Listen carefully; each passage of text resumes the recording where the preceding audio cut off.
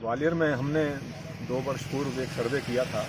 और यहाँ जितने भी वृक्ष हैं उन सब की नंबर हमने काउंट की थी और उसमें हमने पाया कि लगभग 4.5 लाख पेड़ पूरे ग्वालियर के 66 वार्डों में हैं।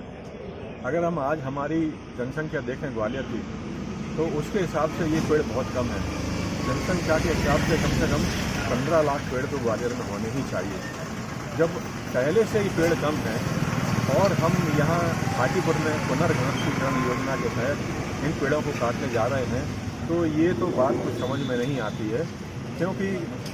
ये इतने प्राचीन पेड़ हैं, कोई 100 साल पुराना है, कोई 150 साल पुराना है, इतने पुराने पेड़ हैं। अगर हमने इनको काट दिए और इन पेड़ों से संबंधित जो जैव विविधता है, बहुत छोटे छोटे सूक्ष्म जीव हैं या अन्य जो पौधे हैं, वो सब हमेशा के लिए चले जाएंगे। तो हमको इस बात का ध्यान रखना है कि कहाँ हमको 15 लाख कम से कम पेड़ों की आवश्यकता है और हैं केवल 4.5 लाख, और उस 4.5 लाख में से भी हम इन पेड़ों को काटने जा रहे हैं तो यहाँ की पर्यावरण पर क्या प्रभाव पड़ेगा। दूसरी बात ये है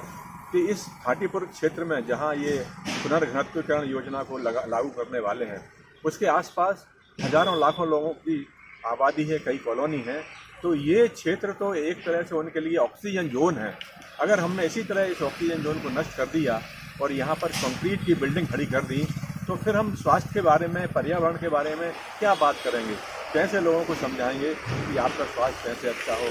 इसका